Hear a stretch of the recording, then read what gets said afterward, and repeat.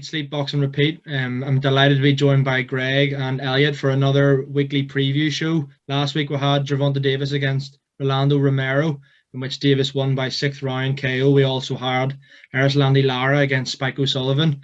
Lara winning that by 8th round knockout. So it wasn't too much boxing last week, but it's completely different this week. We've got so many fights to look forward to, and I'm excited to get breaking them down with the lads here. We're going to start with, I would say, definitely the biggest fight of the weekend, and I don't think it really needs any introduction, and that's George Kambosos Jr. against Devin Haney. All of the belts in the lightweight division on the line, both undefeated. One's 28 years old, he's fighting in his hometown in Australia. 20 wins, 10 knockouts for George Kambosos. Then in the other corner, you've got Devin Haney. He's only 23, 27 wins, 15 by knockout.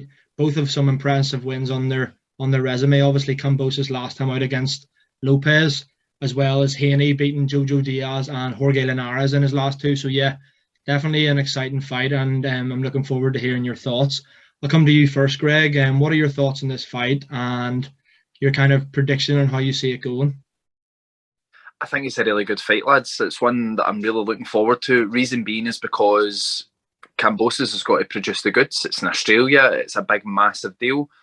But then on the other hand, you've got Haney, who's having to go way, way across the world to try and win a world title against a guy who's going to be fighting possessed. So I think it's a really, really good fight. I think it's a lot more even. I was going to say a lot more even than probably even the bookmakers make it out to be, but I think they've got it quite close, with Haney slight favourite. And I agree with that. I just think his superior boxing ability might just be the telling point in the fight. And I might surprise you with this, guys, but I think Haney could even stop him. And the reason that I think that is because it reminds me a little bit of Hat and Mayweather, this fight, because Kambosos is obviously like an aggressive come forward fighter he doesn't punch greatly hard. But can you imagine if Haney is 2-3 rounds up going into like the 8th and the 9th, and he has to start changing the fight? That's what got Ricky Hatton stopped. It wasn't that Mayweather punched tremendously hard.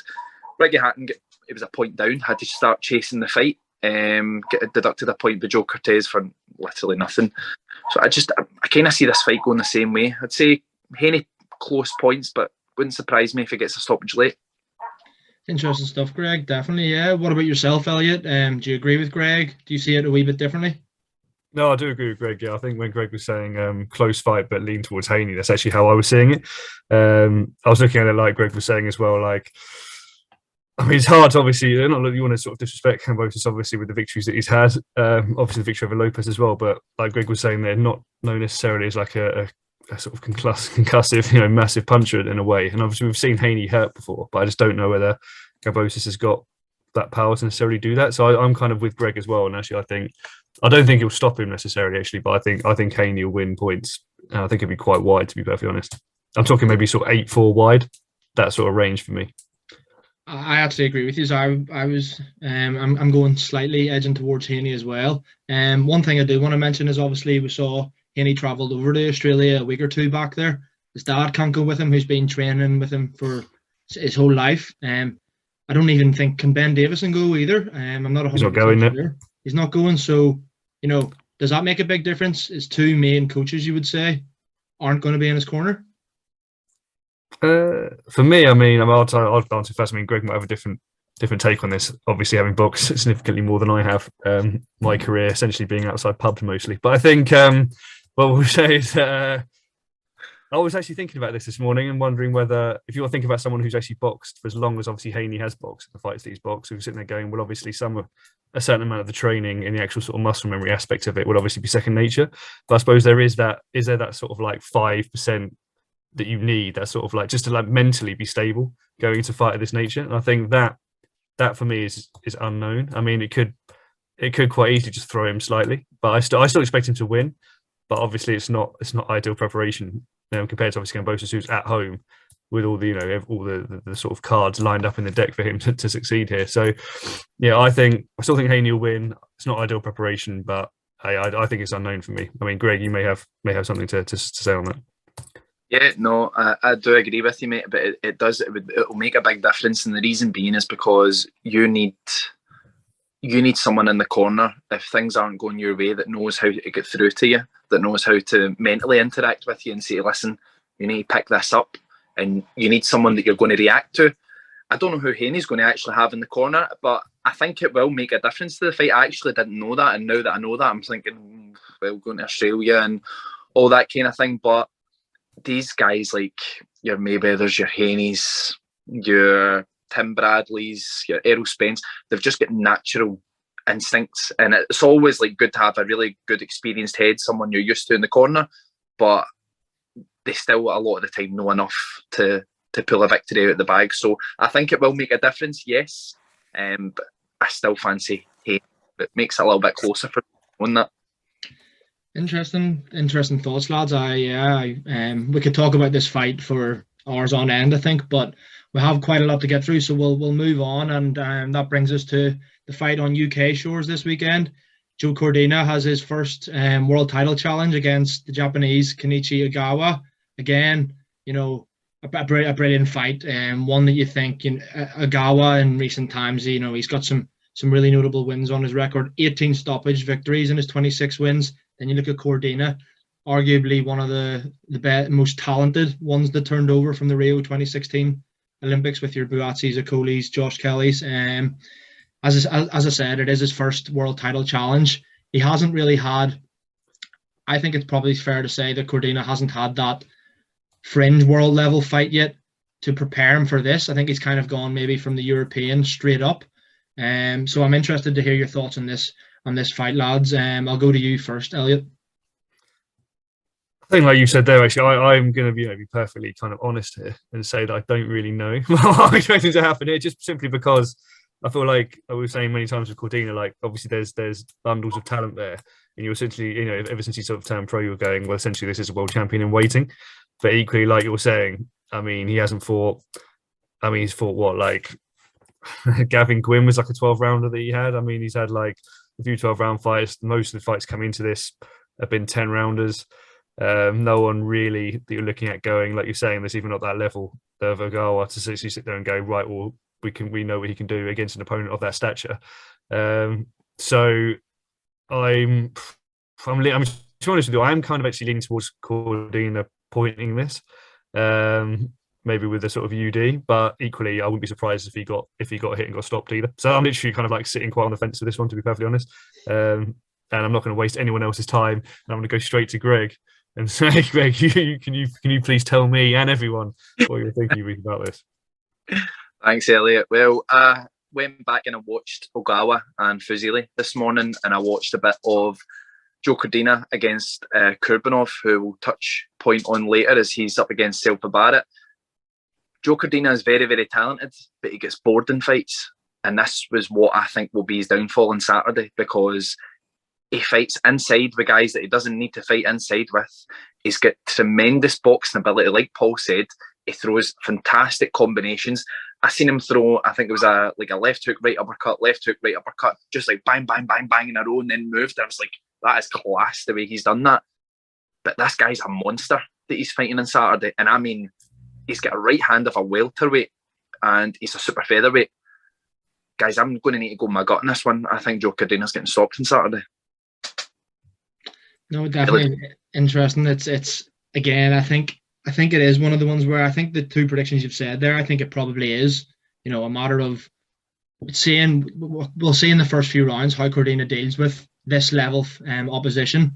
You know, he might well win quite a wide points victory. We never really know. But then again, Greg, I do see what you're saying with Ogawa having quite a lot of power, being question marks over his performance-enhancing drugs record as well. You never know what he's on. But no, and all joking aside, I think that it's definitely a good fight, which leads us nicely on to a fight you quickly mentioned there, Greg, and it's on the undercard, and it's Zelfa Barrett fighting a former Joe Cordina opponent in Farouk Korbanov, and this is for the European title. It's another interesting fight, another step up, I would say, for Zelfa Barrett. You know, he seems to have, without setting the world alight, he has been chipping away and improving and stepping up the ladder. I think it's fair to say. Obviously, Cordina beat Korbanov by a majority decision or a split decision in a fight that he made more difficult for himself that he needed to. But then again, credit to Corbinoff for making it that type of fight. I think it's quite an interesting one on paper. One which I'd say is fairly like a 50-50 fight. I'm not sure if you agree, but Greg, what are your initial thoughts on this fight? Yeah, thanks, mate. I went back, as I said this morning, I watched Kurbinov and Cordina, and Kurbinov fights in aggressive bursts, and at times he was hitting Cordina at will and close, and that's what kind of put me off. Why is Cordina doing that? I see Barrett winning this fight on Saturday, and I see him doing it in better style than what Joe Cordina done it. And the reason I do is because Barrett won't be tempted to sit inside and in the pocket and trade with him. Barrett will want to box on the back foot and use his movement. And providing that he doesn't get caught on Saturday, I see him winning relatively wide. UD say it was over 10 rounds, maybe like a 97-93 type of fight. But yeah, he's going to need to be disciplined because Kurbinov it can be smart at times. So Barrett UD for me, if he keeps his composure and he sticks to the plan. Elliott, do you agree with Greg there? Do you think that Barrett will be able to stay away from those bursts from Corbinov, or do you think that Corbinov might have a little bit too much for Zelfa Barrett? No, I do agree with Greg. I've been impressed with. I've actually been quite impressed with Zelfa Barrett. Some of the fights I've seen him fight in the sort of, you hate to say it because obviously people say it quite frequently, but the kind of like tactics and generalship that he's shown in various stages. And I do just think almost one of those guys that's almost like quite understated, but is quietly actually amassing like a decent record and obviously quite a lot of experience. So I think like Greg, I don't see him getting tempted in the same way that you could say like a Cordina would. I don't think he's actually got as much to prove as Joe Cordina in a weird way, if that makes sense. And I was quite impressed with him in his victories over Martinez. I watched him against Martinez, watched him against Leon Woodstock in the sort of different fights. You sort of sit there and go, okay, these are quite big fights to the stage that you're currently in, and you sort of progress through those. Corbinov again, I saw him obviously against Cordina. I think again, like you were saying, the aggressive burst, yeah, he could trouble Zelfa Barrett, but I also think, like Greg was saying, I think Zelfa Barrett will stay out of harm's way, to be honest, box on the back foot, and just essentially be content with not winning in a kind of explosive fashion in that respect, but just taking the points victory. Yeah, interesting thoughts, lads. Thanks very much for that. So I think we've gone through basically the two big fights on UK shores this week. We've gone through the biggest fight of the weekend in Haney against Kambosos, but a fight that's, I would say, is probably going under the radar is another fight stateside, and it's Stephen Fulton versus Daniel Rahman for the WBC and WBO super bantamweight titles. Stephen Fulton undefeated, 20-0, 8 stoppage victories. You look at Daniel Rahman, who's he has 3 losses on his record, but only 2 of them were right at the start of his career in the 6 and 8 rounders, which you can't really take much notice of. But he did lose to Akhmadaliev, which was actually a split decision last year. So yeah, I think, and again, this has definitely flown under the radar because of the magnitude of the Haney fight, and because we've obviously got UK interest in Joe Cordina this weekend. But still a really, really good fight, and one I'm looking forward to hearing your thoughts on. Greg, I'll go to you first again. Yeah, thanks, mate. Really good fight, actually, because Daniel Rahman hasn't done an awful lot wrong, and he was on quite a streak before he lost to Akhmadaliev, which was a good close fight, and he never gave up, because that was one of those fights that it would have been so easy to get disheartened in with Akhmadaliev's ability, but he kept in there. Fulton, he's good. He's a bit of a hooker. He's a hooker and he rolls after he does it, and sometimes if you catch someone with that, it's kind of demoralising because it's annoying because you really want to hit them and you can't because you're worrying about what's coming back. See, for me, guys, I think this is one of the toughest, maybe the toughest fight to call of the weekend. I'm slightly edging towards Fulton in points and a bit of a stinker. I think he'll just try and spoil his way through the fight, and sometimes you need to do that with a guy like Daniel Rahman to win. But I fancy Fulton points, but I'm not overly confident on this one, to be honest, people. What about you, Elliott? Do you agree? Do you think this could be maybe one that's doesn't exactly get you on the edge of your seat? Do you think Fulton? Do you agree with Greg? Do you think Fulton will be able to win, or do you think Rahman could pull off the upset? Because the odds are a lot wider than I thought they would be. I think that bookmakers have Fulton as a 1-6 favourite. Crazy. I think.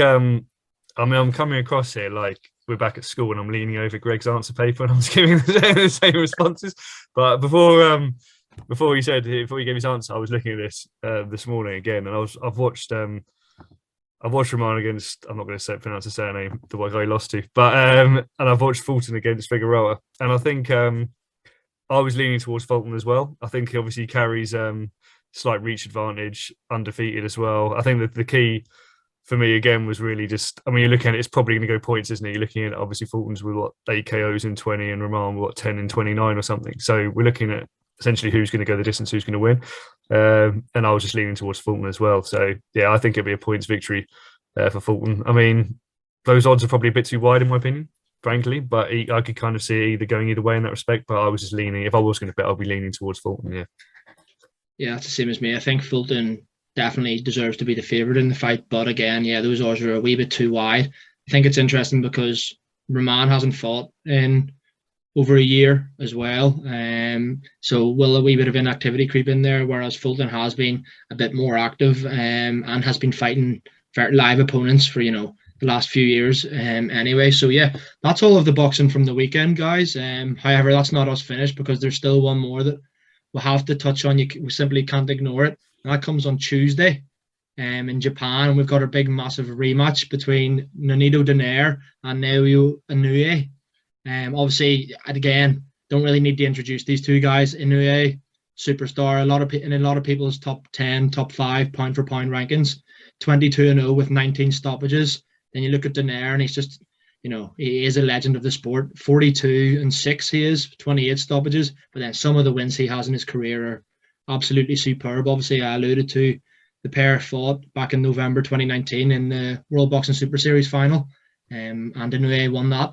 But again, I think it's maybe fair to say that it was definitely his toughest fight against Donaire.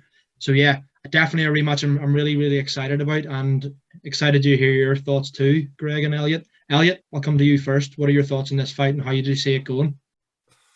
See it being an Inoue stoppage this time around, to be perfectly honest. I just think I'm mostly looking at judging on the sort of age of Donaire. I mean, the way the first fight was, obviously, like you say, it was a tough fight. It was a good fight. It was a good test for Inoue. But then you obviously look at it and go, I mean, that was what, like you say, 3 years ago. In the meantime, he's fought, what was it, Ubeli and Caballo or someone of that nature as well. So it's like a couple of 4-rounders. I just think, this time around, I just see him getting stopped, frankly. That's where my gut is leaning towards. Now, obviously, sitting there going, yeah, has he got the talent to go the distance? Of course he has. But I just think you're looking at Inoue, 29 now, in his prime, concussive, knock you out essentially from different shots from different positions. I think it's going to be a stoppage victory, frankly. Inoue, I think maybe somewhere around 5 to 8, somewhere around there for me. Very interesting, Greg. Do you agree with Elliott? I'm surprised that he was so confident in saying that he thinks Inoue will come away with a stoppage. What are your thoughts, Greg? Rematches are funny old things. Look at Corrales Castillo. Corrales showed absolute heart of a lion, managed to stop Castillo in the 10th. Second round, Castillo absolutely bossed him and knocked him out in 4 rounds. It's very difficult to see how rematches are going. Power alone and age creeping into it, I can completely see where Elliott's coming from. But see off the top of your guys' head, don't ask me why I think this is relevant, but where is the fight? Is it in Japan again? Or Yeah, it's in Japan, man, yeah. 2 rounds down already in terms of everything, not through any fault of the judges or anything. It's just going there against an absolute beast like Inoue. It's tough. I actually sneaked to watch the first fight when I was working for my old employer. So if they're watching this, I'm really sorry. That day I wasn't very productive because I had my phone under my desk watching it. Yeah, it's a different one because I think Donaire might be a bit of a bogeyman for Inoue because he was starting to push Inoue back. And I'm just thinking, if Donaire says to himself that he needs to start earlier this time in the fight, it could go in his favour. But that can also be looked at as if he starts earlier, his energy is going to go down quicker and Inoue could catch him. You've got to fancy Inoue, but guys, I'm going to shock you with this. You're not going to hear many people say this. I've never been blown away by Inoue. I really haven't. I think he's a good fighter. I think he punches crazily concussive, but I'm dying to see somebody able to take that power, and then we can have a wee chat about it. And I think Donaire can take his power. So I'm edging towards Inoue, but again, I'm not overly confident. Yeah, I think it's interesting what you say about nobody really being able to take Inouye's power, but Daenerys was one of the few who did take some of his best shots last time. And as you mentioned there, Greg, almost this is obviously going to be the 13th round, so to speak, and I think Daenerys did finish quite strong against Inouye the first time around. So if he can just start that earlier and pick up where he left off, almost, I think it's definitely an interesting fight. And circle away for that massive left hand. Stay away from it. Right, guys. Well, I know we could sit here and talk all day, but that concludes another weekly preview. Thanks again for your time, and we'll be back next week previewing even more fights, because boxing's booming again at the minute. There's fights from stateside and in the UK week on week. But yes, lads, thanks very much for your time. I really appreciate it. Thank you very much, Paul. Thanks, guys, for watching.